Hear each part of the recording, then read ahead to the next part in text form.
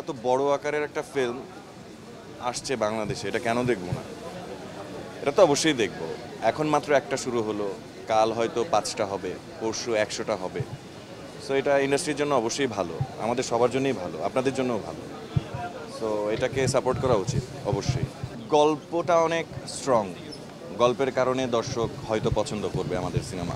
আমি একজন অভিনেতা, আমি যে কারোর সাথে মানে অভিনয় করতে মানে স্ক্রিন শেয়ার করতে হলে করব, যদি আমার ক্যারেক্টার পছন্দ হয়।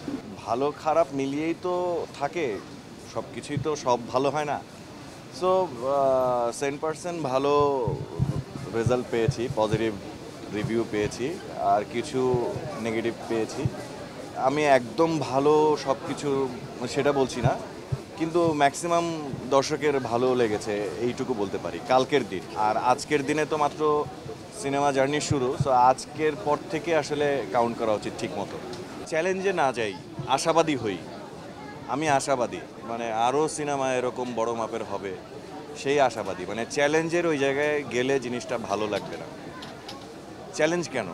চ্যালেঞ্জ নাই কোনো।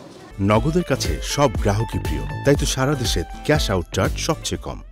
আমার সিনেমাও দেখবে, অন্যান্য সিনেমাও দেখবে, সব সিনেমাই দেখবে, কিন্তু মার্কেটে একটা নতুন সিনেমা আসলে ওই সিনেমা কেন দেখবে এই জায়গায় না গিয়ে আমার মনে হয় আরও সিম্পলভাবে আমরা ভাবি বিষয়টা। লাইক মানুষ, দর্শক এখানে কি দেখতে চায়? একটা সিনেমা দেখতে এসে এন্টারটেইন হতে চায়, এই তো এন্টারটেইন হবেন ভাই, এইটুকু আমি বলতে পারি গল্পের জায়গা থেকে। আমাকে ওই যে সেদিন কোনো এক প্ল্যাটফর্মে গিয়েছিলাম, আমাকে ইন্টারভিউতে জিজ্ঞেস করেছিল আপনার শেষ ইচ্ছা কী।